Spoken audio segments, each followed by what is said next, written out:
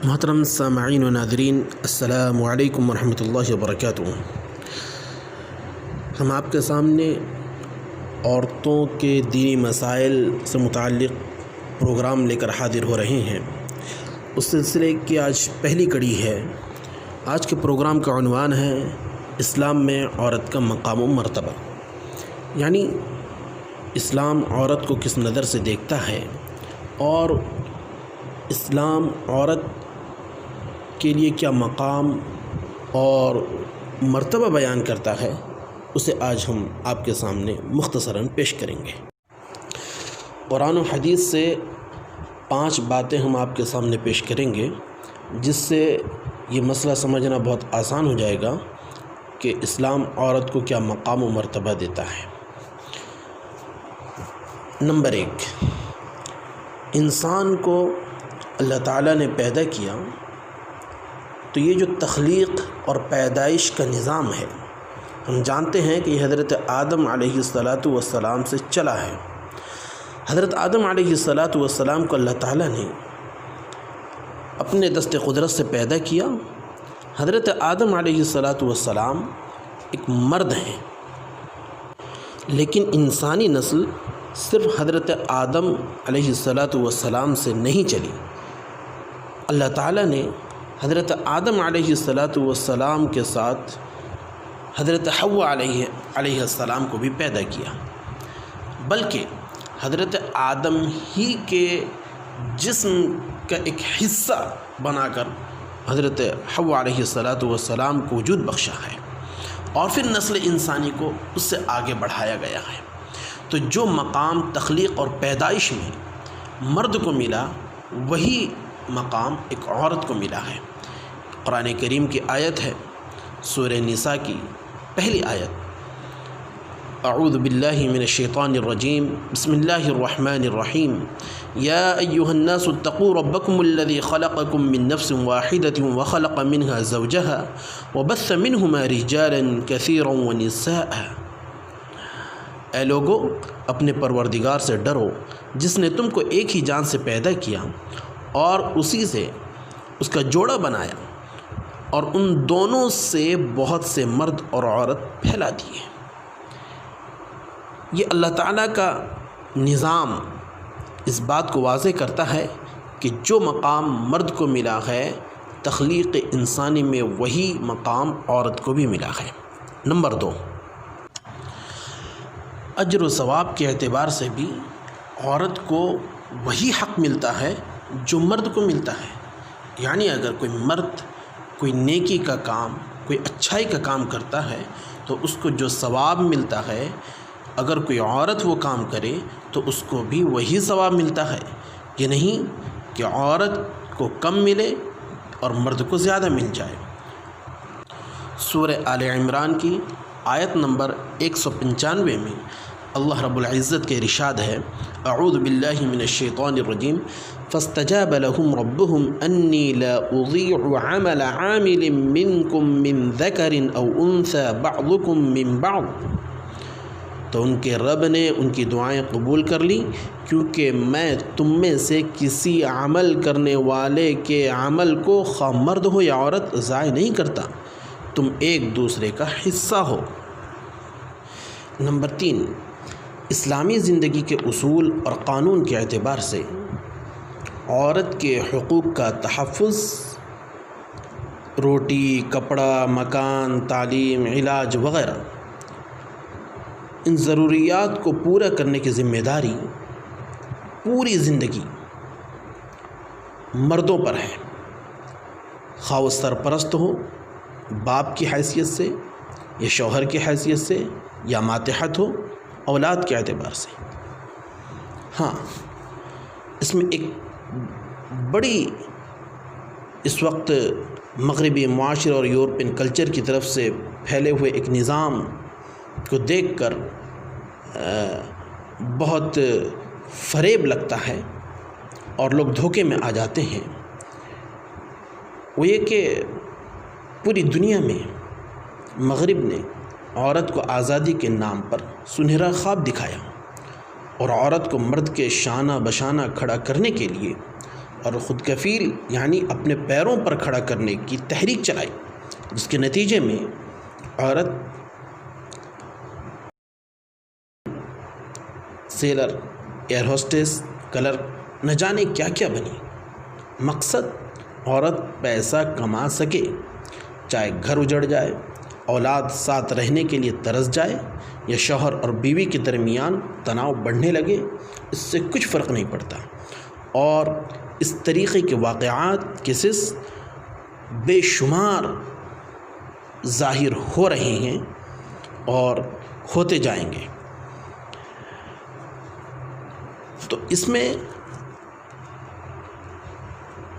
بظاہر ایسا لگتا ہے کہ عورت کو زیادہ مراعات اور زیادہ فیسلٹیز دی جا رہی ہیں، لیکن آپ ذرا غور کر کے دیکھیے کہ عورت کو جس کے اوپر فطری طور پر اس کے پیدا کرنے والے مالک اور خالق نے گھر کو بسانے اور گھر کی ذمہ داریوں کو سنبھالنے کی ذمہ داری اس پر ڈالی ہے، اور ہر عورت اس راستے سے گزرتی ہے، پھر اس کو پیسہ حاصل کرنے اور کمانے کے نام پر باہر کے اتنے سارے بوجھ اور اتنی ساری ذمہ داریاں اس کے اوپر لاد دی جاتی ہیں، جس کی وجہ سے اس کی مشکلات کے اندر اضافہ ہوتا ہے۔ چین، سکون اور اطمینان کی زندگی اسے حاصل نہیں ہو سکتی، جبکہ اسلام نے یہ رعایت دی ہے اور یہ فیسلٹی دی ہے کہ اگر وہ لڑکی کے روپ میں ہے تو باپ اس کی پرورش کرے گا، اس کی ساری ذمہ داریوں کو اٹھائے گا، اور جب وہ بڑی ہو جاتی ہے اور وہ شادی اس کی ہو جاتی ہے تو شوہر اس کا ہاتھ تھام لیتا ہے اور اس کے سارے نخرے بھی برداشت کرتا ہے اور ساری ضرورتوں کو پورا کرتا ہے۔ اور جب وہ ماں بن جاتی ہے اور اس کی اولاد میں جب اس کے بیٹے ہوتے ہیں تو وہ اس کے ساری ضرورتوں کو پورا کرتے ہیں۔ اور صرف یہی نہیں،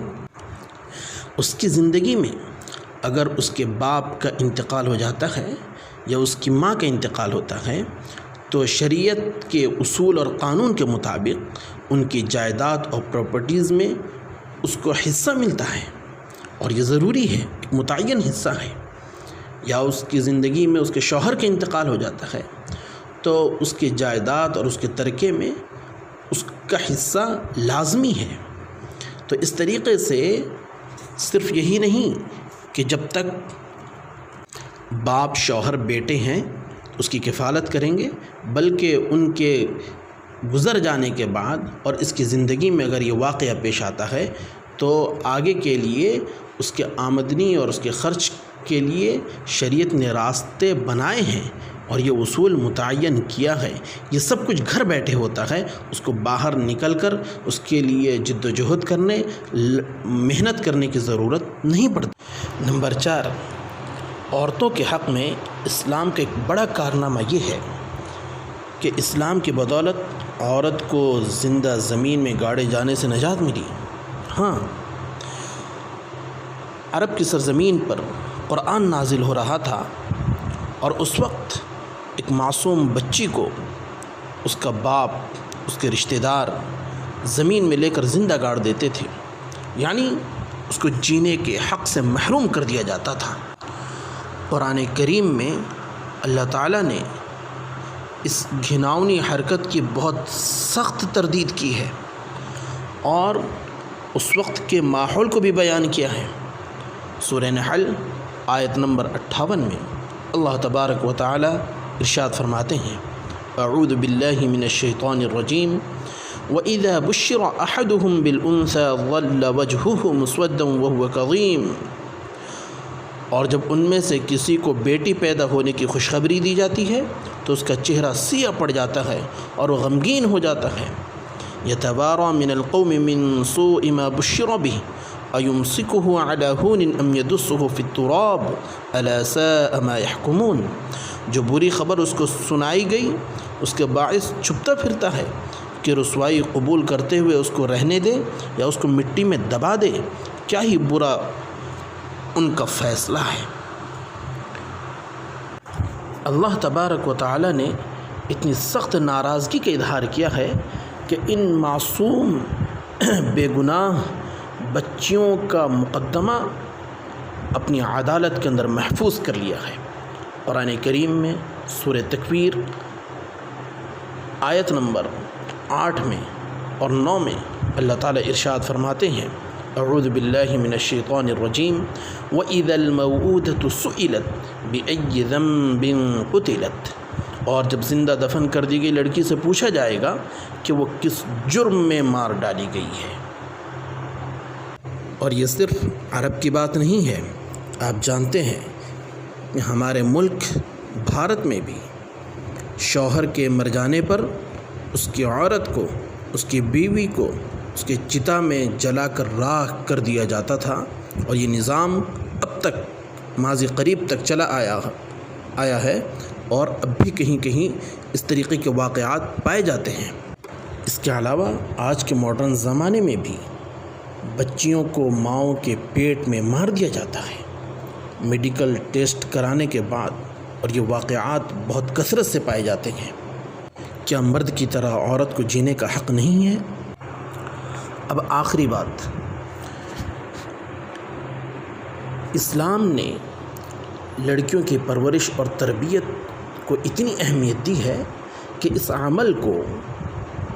آخرت کے عذاب سے نجات کا ذریعہ بتایا ہے، اور رسول اللہ صلی اللہ علیہ وسلم نے یہ تک ارشاد فرمایا کہ جو کوئی لڑکیوں کی پرورش کرتا ہے تو روز قیامت وہ اور میں ایسے ہوں گے جیسے یہ دو انگلیاں ہیں،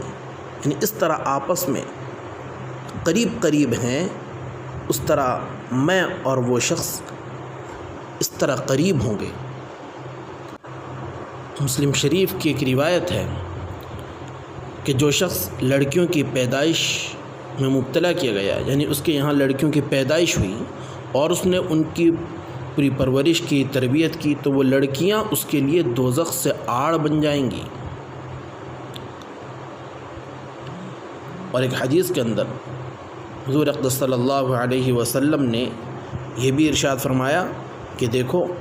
جس کے یہاں لڑکی ہو اور لڑکا ہو تو وہ لڑکے کو لڑکیوں کے اوپر ترجیح نہ دے، لڑکیوں کو حق سے محروم نہ کرے۔ اگر ایسا کرتا ہے تو پھر یہ اس کا جرم ہوگا۔ اس کے علاوہ ایک حدیث میں ہمارے اور آپ کے پیارے نبی حضرت محمد رسول اللہ صلی اللہ علیہ وسلم نے پوری دنیا کو سامان بتایا، اور ان میں سب سے قیمتی سامان، سب سے قیمتی دولت ایک ایسی عورت کو بتایا ہے جو اچھے اعمال و اخلاق والی ہو۔ الدنیا متاع وخیر متاع الدنیا المرأة الصالحہ۔ اس سے آپ اندازہ لگا سکتے ہیں کہ اسلام کی نظر میں عورت کا کیا مقام اور مرتبہ ہے۔ آئندہ ایک دوسرے موضوع پر ہم آپ کے ساتھ حاضر ہوں گے، تب تک کے لیے اجازت دیجیے۔ خدا حافظ۔ السلام علیکم ورحمۃ اللہ وبرکاتہ۔